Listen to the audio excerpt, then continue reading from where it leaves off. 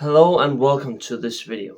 In this video, I'm going to talk about something that's tangible and something that's intangible when you're creating your offer. And if you don't know me, I'm Christian. I've built my own company with my business partner, Mikkel, where we basically help coaches and consultants and trainers take care of client acquisition. We have this motto that we stand by is that if you're a coach, trainer, or someone who has dedicated their life to help others, you should not be worrying about finding people to help. No, we'll help you take care of that so you can always help the people that you want. Okay, now then, let's jump right in. Now, a big thing, and also for a lot of the clients that I've had, a lot of the clients that I help, and one of the first things that I look at any business when I'm trying to fix their outreach is their offer, right? Because an offer, let's just say, what is an offer in this case, in case you don't know? An offer is the thing that you present to your niche, right? It's something that you can present, or it's the way that you present what you do to someone who might be interested in buying what you sell, right? That's an offer. It's a way of presenting your product to a market. That's essentially what an offer is. And it's really important that this offer that we have is something that we understand why it works, how it works, and how we can use it. Because what you find, right, what I find is that a lot of the coaches and consultants that I work with, they don't really have a defined offer and they don't really know what they're doing, to be honest. They're just putting shit on paper, right? I don't think that's crooked. So it's really important that you understand what an offer is, because if you don't understand what an offer is, it's really hard for you to see success with any kind of outreach that you're doing. And I can spend a lot of time doing offers. I mean, in my course where I help people, I have a almost 6 hour long video just going over how you create your offer and your niche and specifying like 6 hours of pure value. It's not something I could talk about this for a long amount of time. But the key principles to understand, right, is that when you're reaching out to someone, when you're creating your offer, right, you should be creating it in a way that connects with the person that's reaching them. You have to say, like, all client acquisitions, this all you have to do to get meetings is just put the right thing, which is the offer, in front of the right people, which is the needs at the right time, which is the way that you get them there, right? That's essentially all it is.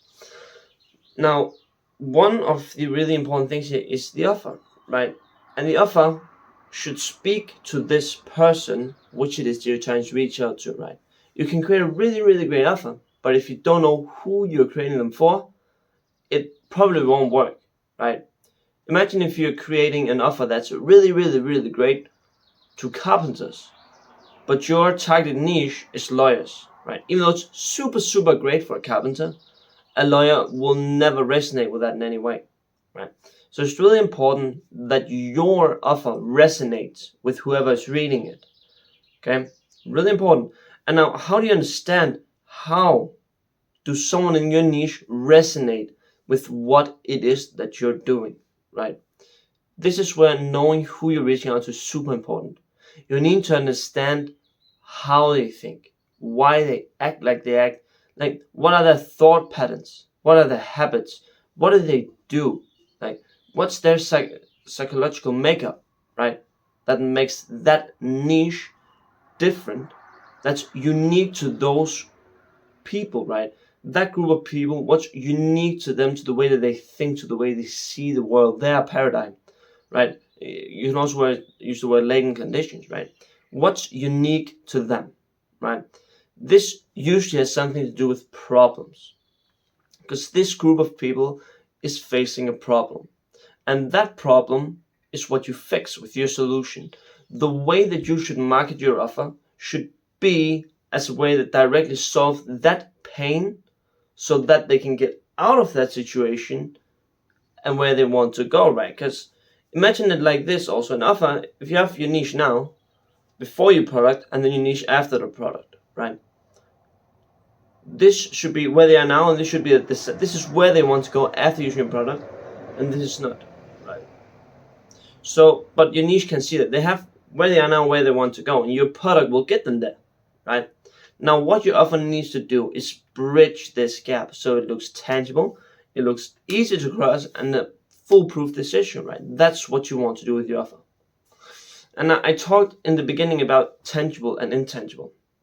And as a coach, and as trainers and consultants, a lot of people in this niche where we're working with humans, it becomes very emotional based. And when you're dealing with emotions, it's really, really, really hard to actually make sure that you're saying the right thing. Because a lot of things, I've talked with a lot of coaches, and I work with a lot of coaches who work with the subconscious, right?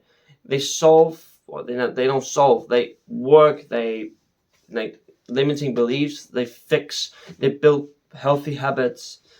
I mean, just working with the subconscious and who they are as they're like this, like who they're, the ground principles, who that person is, that's what they work with, right? But the thing is, usually people are not aware of this. They don't understand who they are, or why they act the way that they do. A lot of people are not really aware of why they take the actions that they do. So it's really important that when you're creating your message, you must be doing it in a way that makes you seen as a person that can get them to where they want to go. Because they don't, what you're solving and what they think you're solving are two different things, right? There's a problem that they think is a problem, right? But the real root of that problem is some limiting belief. You solve this down here, but if you go in and market, I solve this thing, they won't get it, right? Because this appears their problem, but this thing down here is the root of it, why it's actually being caused. Of course, you solve this down here, but they see this. They are aware of this, but they're not aware of this, right? You can see it as, why don't people have money, right? Could be limiting beliefs with the money, how they spend their money, how that's being done. Yeah, a lot of people are not aware of this, of why they spend money the way that they do, and that's what you need to change. But they're aware that they can't pay rent, they can't pay for the car, they can't pay their bills. That's what they're aware of. They're aware that they cannot get the car they want, they cannot get the house that they want, they cannot go out and eat every weekend, they can't buy the food that they want, they can't buy the shoes that they like. These are things that they are aware of, right? They don't give a fuck about the paradigm down here. No, they care, can I get this? If I buy your product, will you be able to get me these things which I'm conscious of, right? Or will I mean, well, I'll solve your money paradigm. Or what does that mean? You handle money better, make more money. I mean, you need to target the things that they understand. They see, like I put it as this, right? Tangible is what people see. It's something that they can touch with their hands, right? Something that they can feel, physically see, right? Don't take that in a literal way, but take it in a literal way. And the subconscious, the intangible, is actually the real problem, but they don't see that thing. They don't know it exists. You can only start working and challenging beliefs when someone has really paid. If you start to challenge beliefs and assumptions and who a person is before they buy, they will reject you because of their ego, right? If you try to attack them with your knowledge, saying that they're wrong, their defenses will be up, and you will never be able to actually get through them and sell to them. It's only after they've bought and invested emotionally that you'll actually be able to change them, especially if they're not like looking for it in a way, or if they're not aware of it. Because that's the problem. A lot of people are not really aware of what's the real problem. And a lot of people are not really in control of their subconscious. I mean, me as well, I was suffering a lot from this. I still am. I'm getting controlled by my subconscious a lot, which is, it's both good and bad. If you don't know this, it's around like the iceberg, if you've ever seen that, right? It's like 10% on top and 90% down under the water. It's the same with the brain. Only like 5 to 10% of your brain or your actions and decisions are actually conscious, while the rest of them are subconscious, right? This means that the way you act, the way you make decisions, 90% of those are actually your subconscious that is controlling them. This means that you're not really in control of what you see. And the conscious brain, like, that's the intelligent brain, that's the educated brain, right? Whereas the subconscious brain is the emotional brain, right? And the thing is, the subconscious brain cannot really say no to information. It can't really reject it. It can only accept.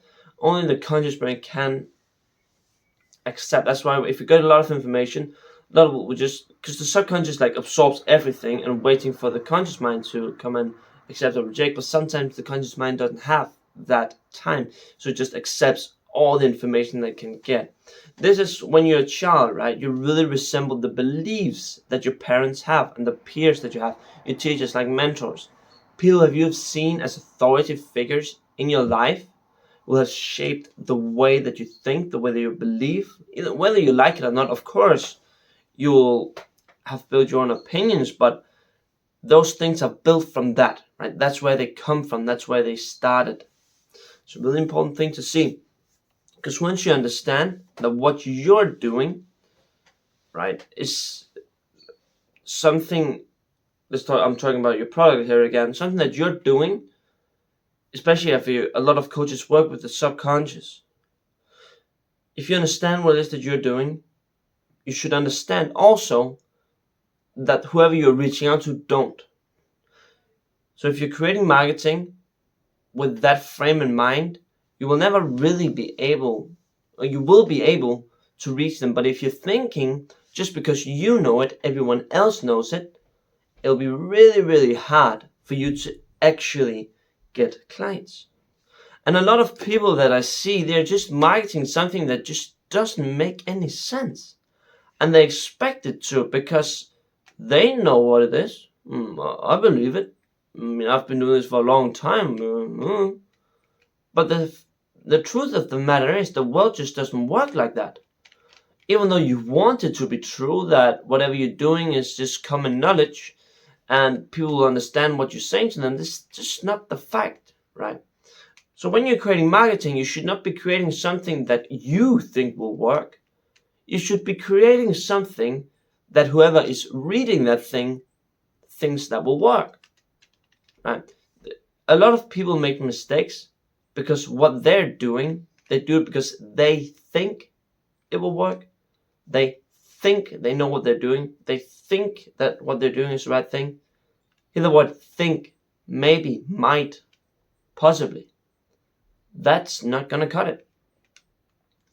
The only way you can actually really make sure if something works if you have data behind it. Now, don't get me wrong, there are experts out there who can easily tell what will work and what wouldn't work really, really fast with a really small data set, but that's because they have tried it. They have experience. They know how the mind operates. Okay? If you don't have that, and you think that you know how your market works, I mean, if you know how it works, you should be getting results. If you're not getting results, you don't know shit. Right? What I'm doing right now might be spiking up your ego. You might think, well, that's not true. I know how I'm doing. I mean, all these stupid excuses, right? But the truth of the matter is, if you're not getting clients from what you're doing, clearly you don't know what you're doing, right? And it's okay that you don't know what you're doing. I mean, I've run a marketing agency for some time and I've helped other people with marketing, but there was a time when I didn't know what the fuck I was doing, right? I've also just been learning. And I remember at some point I've been doing a lot for coaches and consultants, and they had a very customer-based niche where they believe my makeup of a lot of those people were the same. But then I got into with a coach who had a completely different niche, and everything that I've been doing so far just didn't work because the niche was so different. So I really had to learn that niche before I could actually start delivering some results. I thought that just because I did it for these people, I mean, it worked there, it would work here. It didn't. Because the way that I created my messaging, the way that I created all of this was centered around people that I knew, because I've learned it, I've done it for a long time. But funny enough, when I tried it on another niche that I didn't know anything about, tried the same things, it didn't work. That's because the way that they think, the way that they act, what they see, what they believe are two completely different things. This is why if you never think about this, like a niche, what niche is the best? A lot of people, especially in the online space, like, what niche is the best? What niche should I pick? I mean, what's the best niche right now? The fact is, the best niche that you're in is the one you've been in for the longest amount of time. And the worst niche that you can be in is the one you've just shifted to. Okay? Really important to understand. There was this time also when I was doing cold calling, doing a lot of cold calling in my life, where I cold called for one of our larger customers, and he had a really interesting niche, but I didn't know shit about it. So when I was on the cold call, I was just not really certain. My tonality was off. Everything was off. But when I got on the call with someone in my own niche, I mean, I could answer all their questions, right? I know exactly if they said this, they were thinking this. In the other niche, it was like, if they said this, what the fuck am I going to answer? What's going through their head? I didn't know any of that. And the only reason why I know it in the other niche, in the coach and consultant niche, is because I've worked with it. Right, I've sold to so many at this point. I've had them as client, one-on-one client. I've heard personally problems from them. I've fixed their problems, right? Sorry about that. So my knowledge there is really, really deep, and that's why I can make really good marketing in that way for them. And also because I understand, right? I understand who I'm working with, who I'm talking to. And it's a really crucial thing that you do this, because if you don't, you really will fail. Or you won't fail, that's the wrong thing, but you won't see the results that you're looking for. And again, that's completely fine. I'm not saying that you should get insane results from the start, but I'm saying that you should be ready to learn, because it takes time to get the results that you want to. And if you don't have the knowledge sufficient enough to do it, you need to acquire that knowledge first, which you do by doing it, which then you can become really good at it. It takes time. There's no buttering, there's no sweet cake, there's nothing. It just takes time. The one thing that people don't want to admit is that whatever they're doing will take a lot of fucking time to get working. A lot of people don't want to see that truth, but it is a truth, and it is a fact, right? So yeah, when you're creating your offer, you must make sure that whatever you're creating is something that you're reaching out to will understand, they'll see. People don't see emotions, right? It's really, really hard for people. Some will, but generally it's really, really hard for people to see emotions. And if they do, their ego usually strikes up because it's a sensitive point. So see what it is your clients have. What is the thing that they want? Think about the materialistic thing, because that's usually what it is that you're going to be marketing to. Learn to understand that and see the truth behind that, and it'll become a lot easier for you to do your marketing. So find that thing, right? Find the thing that your niche is actually wanting and address it. Say that's what you help with. Okay, that's a little thing. Really, really important, and I'll probably do some more videos around offer, since it's one of the biggest things that I see.